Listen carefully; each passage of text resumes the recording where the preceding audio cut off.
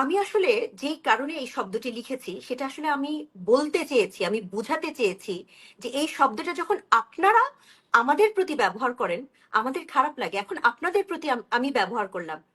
আপনাদের যে এত খারাপ লাগছে, তাহলে যে গত ২ বছর আপনারা ব্যবহার করেছেন এই শব্দগুলো, আমাদের কেমন লেগেছে? আপনারা তো একের পর এক ব্যবহার করেছেন।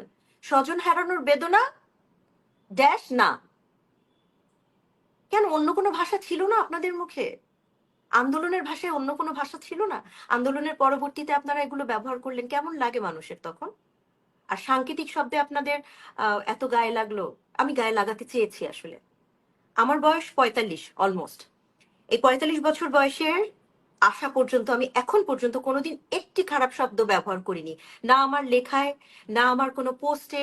আমাকে যারা চেনেন বিভিন্নভাবে আমার সমসাময়িক আমার সারাউন্ডিং এ যারা আছেন, আমি কখনো কোনো গালাগালি করিনি, করি না। আমি কখনো কোনো খারাপ ভাষা ব্যবহার করি না। কিন্তু আমি এবার এটা ইচ্ছাকৃতভাবে ব্যবহার করেছি এটা বোঝানোর জন্য যে আসলে কেমন লাগে।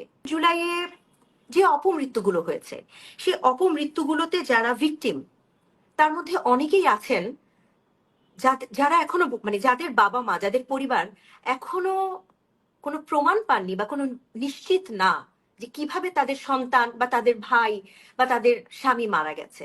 হ্যাঁ, কারণ ঢালাওভাবে বলাটা তো খুব স্বাভাবিক যে এটা সরকার মেরে ফেলেছে, কিন্তু আসলেই কি এটা ঠিক মতো তদন্ত হয়েছে, হচ্ছে? যে আসলে স্নাইপার গুলো কোত্থেকে আসলো, স্নাইপার গুলো কার হাতে ছিল? বারান্দায় বসা একটি বাচ্চা মারা গেল, বারান্দার গ্রিলের যেই ছবিটা আমরা দেখেছি, সংবাদপত্রে আমরা দেখেছি, সেই গ্রিলে গুলিটার যে ছবিটা, গুলিটা ভেদ করে যাওয়ার ছবিটা একদম সরল রৈখিক ছবি। এখন একটা হেলিকপ্টার থেকে গুলি করলে কি এরকম সরল রৈখিক ভাবে গুলিটা কারো কপালে সামনে দিয়ে ঢুকে পিছন দিয়ে বেরিয়ে যায়? এটা তো খুব নর্মাল একটা বিজ্ঞান। উপর থেকে গুলি করলে তো গুলিটা এভাবে করে ঢুকবে না। তাহলে সব সমান উচ্চতার কোনো একটা সামনের কোনো একটা দালান থেকে বা কোনো একটা ভবন থেকে এই গুলিটা করা হয়েছে। এই এই বিষয়গুলো যারাই বলতে চেয়েছেন তাদেরই মুখ বন্ধ করে দেওয়া হয়েছে, তারাই চুপ হয়ে গেছেন।